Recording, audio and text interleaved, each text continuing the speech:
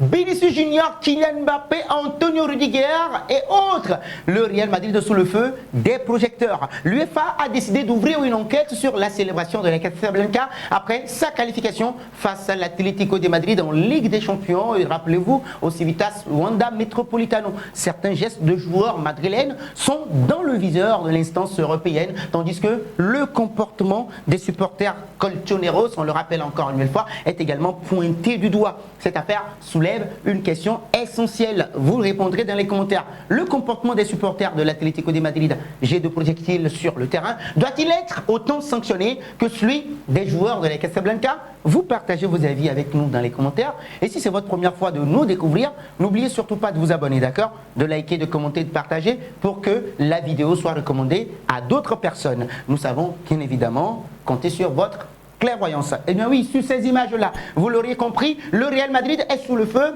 des projecteurs après sa qualification ô combien importante en quart de finale de la Ligue des Champions face aux Rory Blancos de l'Atlético de Madrid. Après une séance de tirs au but très intense, les joueurs merengues, on le rappelle, ont célébré leur victoire de manière jugée provocante par certains observateurs. Je ne sais pas pour vous.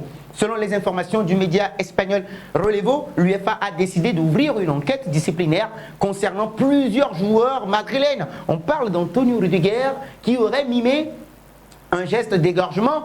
Kylian Mbappé à son tour aurait porté sa main à son entrejambe. Eh bien oui, tandis que Vinicius Junior aurait eu un accrochage verbal avec une partie du public. De leur côté, Jude Bellingham et Dani Ceballos, blessés mais présents, ont été aperçus en train de danser devant les supporters adverses. Et donc ce qui a contribué à envenimer encore une fois la situation. Donc l'UEFA prend très au sérieux les comportements pouvant inciter à la violence ou manquer de respect envers les supporters adverses. Donc l'instance pourrait donc décider d'infliger des sanctions aux joueurs concernés, qu'il s'agisse d'amende ou de suspension pour les prochains matchs européens. Donc la réaction des supporters de l'Atlético de Madrid, on en parle, pourquoi pas. Et c'est une réponse disproportionnée si les célébrations madrilènes sont scrutées de très près. L'attitude des supporters colchoneros également n'a pas été exemplaire non plus, on le rappelle. Donc, lors de la célébration des joueurs du Real Madrid, plusieurs objets ont été lancés depuis les tribunes, mettant potentiellement en danger les protagonistes sur le terrain. Toujours selon Relevo, Jude Bellingham a été filmé en train de donner un coup de tête. Oui, il y a cette vidéo sur notre page à une bouteille en plastique envoyée depuis les gradins, illustrant ainsi la tension présente au Wanda Metropolitano. Donc ces comportements de la part des supporters madrilènes posent également la question de la responsabilité collective dans ce genre de débordement.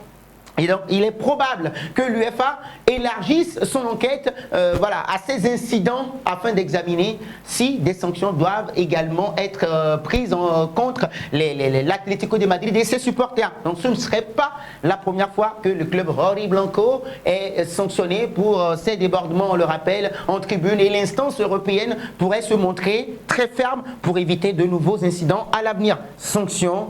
Et donc, il faut une égalité de traitement nécessaire. Pourquoi pas, les amis? Cette affaire soulève encore une fois une polémique problématique récurrente dans le monde du football. Les sanctions sont-elles appliquées de manière équitable entre les joueurs et les supporters? Lorsqu'un joueur adopte un comportement jugé déplacé, il est souvent immédiatement pointé du doigt et il risque même des sanctions rapides de la part des instances disciplinaires. En revanche, alors, les comportements des supporters des colchoneros, on le rappelle, peuvent parfois être minimisés ou relativisés. Donc, les joueurs du Real Madrid étaient en droit de fêter leur qualification, mais les provocations auraient pu être évitées aussi pour ne pas envenimer encore une fois la situation. Donc les réactions violentes de certains supporters ne peuvent être justifiées et donc l'UEFA devra faire preuve d'équité dans cette décision et justement dans cette affaire. Et donc si des sanctions sont prises à l'encontre des joueurs du Real Madrid, il serait logique